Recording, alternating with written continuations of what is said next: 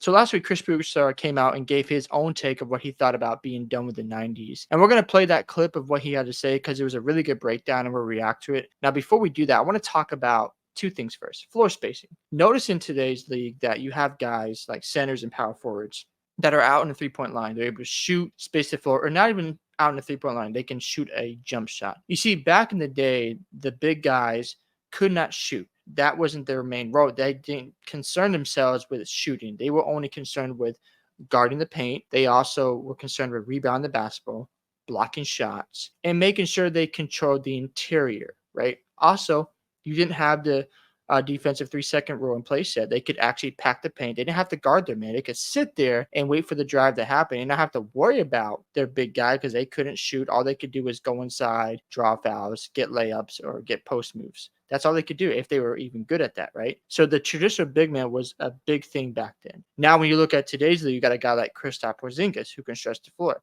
You got a guy like Brook Lopez, who at one point was not that good of a three-point shooter, and he got better at that because the game was evolving because of what Steph Curry did, right? And you look at this and you go, okay, the guys back then didn't really care about that. It wasn't a priority. Now, could they actually work on that? Well, we have an example of Brook Lopez. We've seen other guys work on a three-point shot and improve their percentages. So I think, in my opinion, if these guys had to work on that in order to have more spacing, because, again, there was no defensive 3-second rule back then. Now you have that in today's league where you can't just stay in one part of the paint because if you do, you're going to get called for it and they're going to get a free throw out of it. So it was a good rule because I think it might open up the offense, but it gives you a fair advantage on both sides. Now the defense has to have different strategies, not just sit there with a center back. Okay, well, I'm just going to wait for the guy to come in there. I'll just block a shot or foul him. That's not, I don't think that's a great, product to watch. So seeing that rule change was really good. Now, I do want to give this pushback to the floor spacing. A guy like Al Horford, when he was under Ime Udoka, he was more in the paint, getting paint touches rather than shooting three under Mazzulla's system, which I prefer because it's a higher percentage shot, especially when in the playoffs, when the three isn't always going to fall. We've seen that time and time again. We saw that with the Rockets and the Warriors in Game 7. The Rockets missed all those threes against Golden State. So if you're living and dying by the three, that's a concern for me. Now, if a guy like Al Horford, who's big, who can get rebounds, who has shown that he can block shots and be a key contributor, then you need to run some sets for him in the post rather than him be on an island on the three-point line waiting to be open and, do a catch and shoot. I don't like that strategy. I think you can mix it where he gets some paint touches, he gets in the post, and he doesn't always just shoot that three because it's a higher percentage shot, in my opinion. With that being said, I'm going to play the clip from Chris Broussard, and we'll come back and react or give you more of my thoughts. The first thing you will notice, it will be eye-popping, is that the game was played so close to the paint. The game was virtually right around the painted area. Okay, and now it is incredibly spread out. That's the first thing you'll notice. It looks like a different game in that respect. So there's that. Secondly, the players today are, by and large, I would say more athletic. That doesn't mean, anybody necessarily is more athletic than Michael Jordan or than Dominique Wilkins or Clyde Drexler, some of the super athletes of that era. But I think more players are athletic. Again, what we describe as athleticism right now than were in the 90s, period. Okay? The ball handling is better, in part because they let you carry. You just do. Thank you, Chris. Right. I mean, when I grew up and I played basketball through college, you were taught to have your hand on top of the ball. At times, you obviously have it a little on the side, but you pretty much had it on top of the ball. You can't do the things with the ball when your hand's on top of it that you can do when it's on the side all the time and dart half the time under the ball. All right, so that is in part why the ball handling is so much or is better. The shooting is interesting. Obviously, I mean, what people will point to is that the young kids, the three, they shoot so much better. They actually don't. They just shoot it more. Right. 3-point percentage is similar to what league-wide, three-point percentage is 36.7 right now. In 2013-14, it was 36%. In 2008 and 9, it was 36.7. In 2001-02, it was 35.4. All right, 96-97. Now I think those might have been the years where they had the shorter line. It was 36%. But my point is, it's very close. It's hovered around 35%. But they stand on this idea of skilled, Chris. The skill, like I said, ball handling is different because they're carrying. Right. The shooting, if guys, what they figured out, and for those that don't know, some people may know this, a lot don't, Rob. And it's amazing that it did take people so long to figure this out. Because what the analytics people realized at some point was, you know what? Because, Rob, 50% shooting from the field was the standard. Like, if you do that, that's excellent. Right. Especially for a perimeter player, a guard, that's excellent. That's what you were shooting a pretty good percentage if you shot 50% from 2. What the analytics people figured out was, well, if you shoot 33% from 3, that's the equivalent of 50% from 2.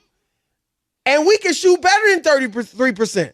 We can shoot 34, 35%. 36%. Right. So we should just keep doing that instead of going for these 2s. And they figured that out, and that is what sparked the three-point revolution. Obviously you got power forwards and centers even shooting 3s. But my point is the shooters back then could shoot just as well because the percentages are pretty similar. They just didn't shoot as much, didn't shoot a lot of them. And here's the ultimate thing, Rob. I believe that while I give today's players advantages in certain ways, I also think they're disadvantaged in certain ways. They're not as fundamentally sound in terms of playing team basketball. I mean 5-player basketball, not just high pick and roll, which is 2-man ball, or ISO 1-man ball, and you do what you can, and if you can't get a shot, you kick it out to a teammate. That's what today's American players are being raised in. Whereas it used to be, and this includes Michael Jordan and his generation, they were raised playing 5-man basketball, moving without the Luka Doncic can't move without the basketball. And I don't know, he's not American, but he doesn't know what to do with it unless the ball's in his hands. All right. And the players of back in the day Michael Jordan would move without the ball, set some screens. They knew how to make post entry passes. They knew how to guard the post. They had post moves. Those are the things I'm talking about when I say the fundamentals aren't where they used to be. And so I would tell you that while the players today are more athletic, have better handles, again, carrying, but still, the teams of the 90s could play with these teams and beat them at times. I think it'd be just as good because they played 5-man basketball. Whereas today they're just playing pick and roll, 2-man, the other 3 guys spread the floor and I'll kick it to you. Or 1-man basketball. I'm going to create one-on-one and kick it to you if I can't get anything. That's easier to guard. It's easier to stop. And Rob, if you look at the teams that just say gave LeBron trouble, the Spurs, why? They play 5-man team basketball. The Warriors, why? They play 5-man team basketball. What is Denver doing now? 5-man team basketball. Denver is not the most talented team in the world. No. You should look, and that's the thing. You can look at Jokic, Luka, Steph, James Harden. None of them are what we call athletic today. Yep. By today's NBA standards. But they're skilled. And I don't mean just ball handling skill. I mean skilled. And the players in the 90s were skilled and could play with these guys. So that's kind of my breakdown of it. So I love what Chris Broussard has to say. I want to focus on the 3-point percentage first because that's an interesting subject. I want to pull up Basketball Reference. I'm going to show you what I'm looking at here. As you can see, in 1990, you have it at 32%.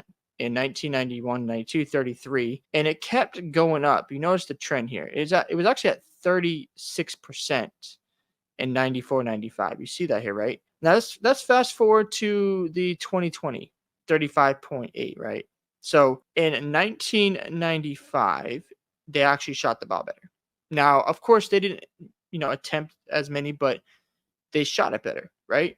And you see here today's average is at 36%, almost 37%. So again, like this reliance on a 3-point shot, it's cool and all, but it might not always be the best shot. It might always be the right shot. And I like what he said about team basketball. Look at the past 3 years of our three champions. We had the Milwaukee Bucks, where they weren't the most talented team, but they played team basketball. Drew Holiday, Chris Middleton, Giannis Antetokounmpo. They didn't have like the best talented team, but they ended up beating the Nets. I know Kyrie went down. I know James Harden had his hamstring issue, but they got through that series. They played the Phoenix Suns, and they were healthy. You could argue they were more talented than the Bucks, and the Bucks still won that series. Let's go to the Golden State Warriors, where they ran into the Boston Celtics. You have Steph, Clay, Draymond, and I know that they were more experienced, but I would argue that the teams with Kevin Durant were better than that team for Golden State, but they played team ball. Look at the Denver Nuggets. This is a team I think that's going to win back to back. Even as a Celtics fan, I can admit that they are not the best team in basketball. Watching Boston against Denver, they play more team-oriented basketball. And the reason why I say that is because look at Jason Tatum. He is 12th in free throw attempts this year. 12th. He's not even top 10. Now, I don't think that's a good sign. Also, he's top 10 in three-point attempts. Those step-back shots, it drives me nuts when he does it because the dude is 6'8", and he's not in the paint enough. And again, you could say it's Missoula's system. I say if you're going to be the best player on a basketball team, you got to, be the enforcer and understand that if my shot is not falling, I need to be in the paint. Because I noticed with Jason Tatum, when he gets paint touches or layups and he shoots the three later on, it goes in more often than not because he's seen the ball go through the net. And that's why you want to get higher percentage shots. When it comes to Boston versus Denver, in my opinion, Denver's offense has more of a purpose. You see with Boston, when the threes aren't falling, they start turning over. You can muck it up with them, and they get frustrated by that style of play. So that's my concern. And a guy like Gordon, who can be physical. Caldwell Pope is another great defender for the Nuggets. That team to me is mentally tougher than Boston. Would I love to pick my team? Yes, but they got to go through another experience, in my opinion. I think, this season, if they lose, they'll learn to be more team-oriented. I'm not saying they're not, but you can tell the difference of how Denver runs their offense versus how Boston runs their offense. That's where I think pick and roll offense, ISO offense, it's great, but in the playoffs, it doesn't translate very well to winning basketball. Because I just named you three teams, the Bucks, the Warriors, and Nuggets. They won because they played team-oriented basketball. And why I trust the Nuggets more than the Celtics, because they have more of a purpose. They don't just run, the pick and roll offense, ISO basketball. They actually have set plays, and they get quality shots. That's why the Miami Heat beat the Celtics last year, because they had a purpose to their offense. They could get open shots. They had cutters. They were really good at getting the quality looks. They might not have been the most talented team, but they were out executing Boston night in and night out. So I want to close with this thought about being done with the 90s. Let's not act like the players then couldn't take their game and perform well in today's era. Let's not act like a guy like Michael Jordan couldn't shoot the ball, in today's league. Let's not forget LeBron James isn't the greatest shooter, right? That's just the facts, right? And Jordan could definitely play in today's league. Let's not act like a Steve Kerr or Reggie Miller couldn't play in this league. Let's not act like Dennis Rodman couldn't play in today's era. We got plenty of guys who hustle. Like I think of a guy like PJ Tucker. I'm not trying to compare Dennis Rodman and PJ Tucker. I'm just saying like his style of play, he is scrappy. He gets in people's faces. He's very physical. Dennis Rodman, I know he wasn't a great shooter, but that's not like he couldn't develop a jump shot. Maybe he could have developed a 15, 17-foot mid-range shot, but his effort and his hustle would get him minutes because he would rebound the ball. He would get you extra possessions, and you need that out there on the floor. You need a guy who's going to do the dirty work. I think of other guys like Hakeem Olajuwon. I think of guys like John Starks. There are a list of guys in the 90s. Clyde Drexler is another name I think about. Gary Payton's another guy. Sean Kemp. These are guys I think that would do well. Dylan Shrimp. I don't want to forget about him. There are plenty of guys that could do well today. To say that, this era couldn't survive, or even today's era, they couldn't go back and play with the 90s era, I think is just ignorant. in my opinion. We have to look at it through a different lens. You know, every era has their own way of playing basketball, different styles, and we have to understand that, hey, this era has their way of doing things, and this era has their way of doing things. Even like the 80s, they would trash the 70s. The 60s, I'm sure, would trash the 50s, right? Like, that's just normal. But I think with this whole trend of being done in the 90s, it's ridiculous to me. And I think, you know, what Chris Broussard said was, you know, it was spot on. It was a good point he had to make. Hope you guys enjoyed this video today. Make sure you guys like the video, subscribe to the channel. Love to hear your thoughts on what Chris Broussard had to say about the 1990s being able to transition in today's game. And I'll see you in the next one.